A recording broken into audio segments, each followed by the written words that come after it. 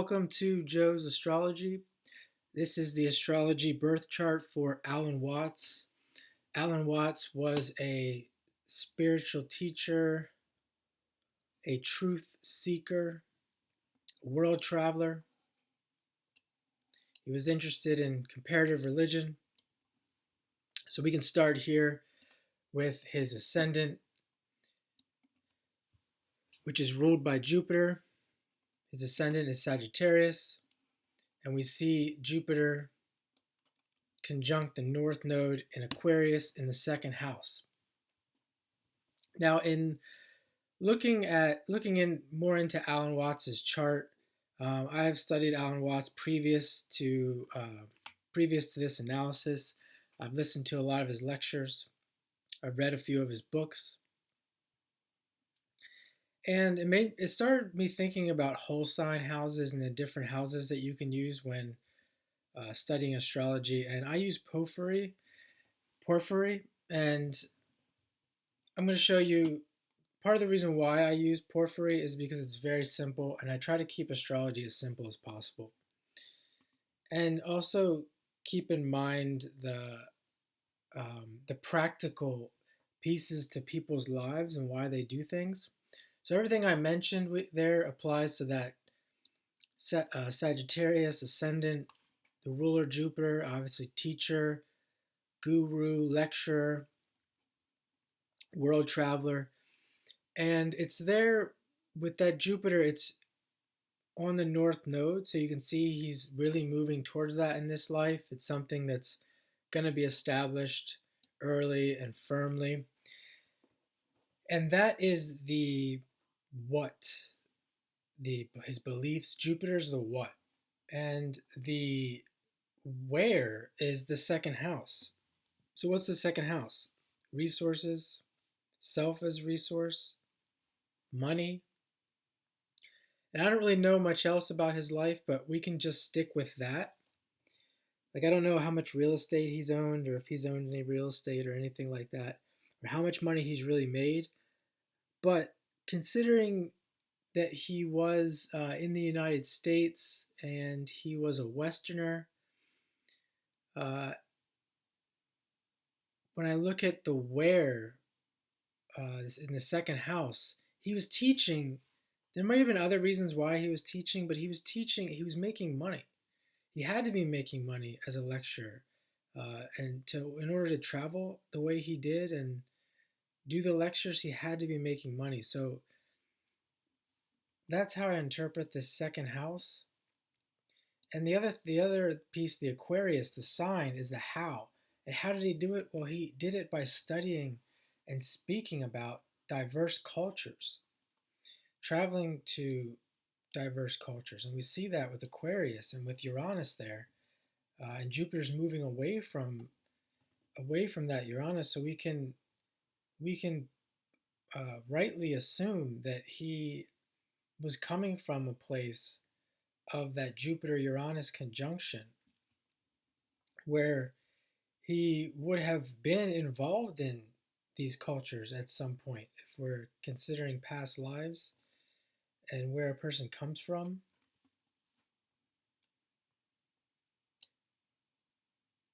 So let's move on here to the ninth house with Moon in the ninth. And Moon in the ninth, I look at Moon in the ninth first because this is a placement where you see with people that have strong attachments to traveling, more so than anything like Sagittarius Moon, uh, things, something like Sagittarius Moon or Sun in the ninth.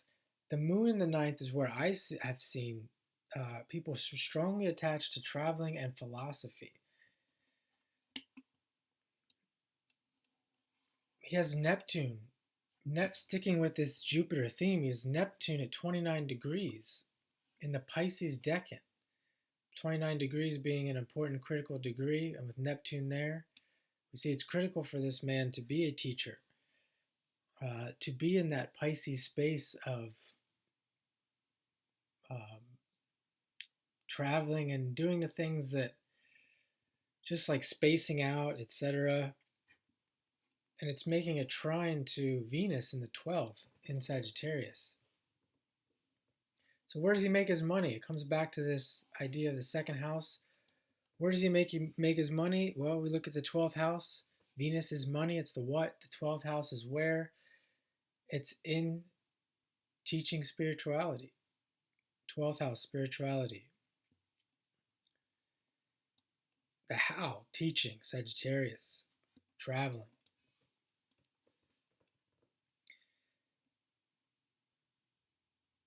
Now, the other piece to some of that is he has these phases. If you don't know much about phases, we start with Pluto, and Saturn is moving towards Pluto there. Mars is moving towards the sun.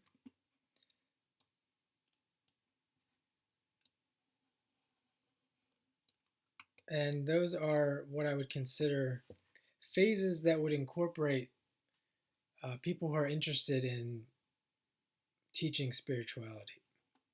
Saturn being his work. It's also making a trine to that Jupiter. And it's in the 7th house. So with someone who's a Westerner, it's not just about the teaching and the traveling. It's about bringing it to people and relating it to people in the West. We see that with the MC, with the MC in Libra,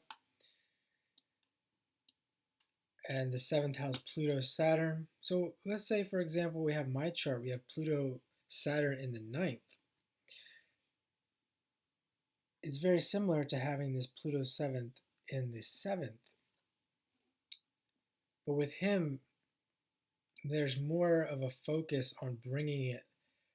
I don't expect in this lifetime to really do anything to the heights of Alan Watts when it comes to influence and bringing these kinds of teachings to the public.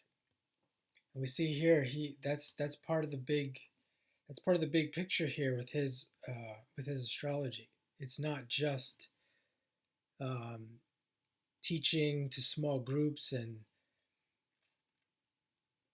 studying philosophy and studying comparative religion. Oftentimes when you see people who are into astrology, and even people who teach astrology, they will be very, very stuck on the book and the book work, on the reading and studying the charts, and not actually the practical work of reading charts and speaking to people and looking at case studies, like real world case studies, not just ones that someone else has done.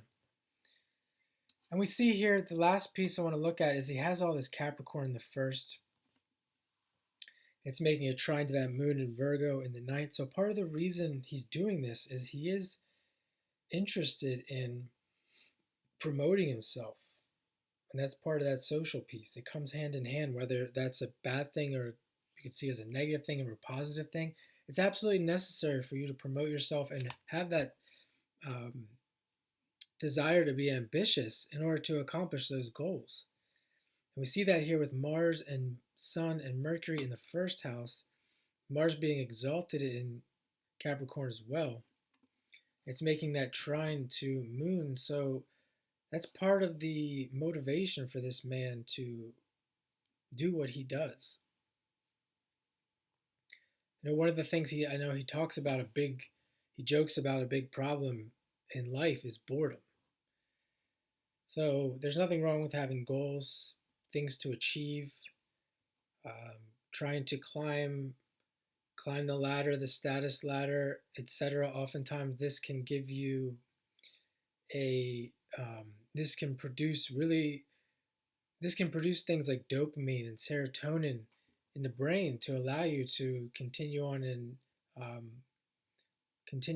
and learn your life lessons, etc., and complete a life and get the most out of a life. And there's plenty more of this chart. I'm going to leave it there for now. If you're interested in astrology, I do astrology readings. I've done hundreds of these charts. I'm going to continue to do more. Check out my channel. Please subscribe if you're interested in those things. And comment below on anything that you could see in this chart that I left out.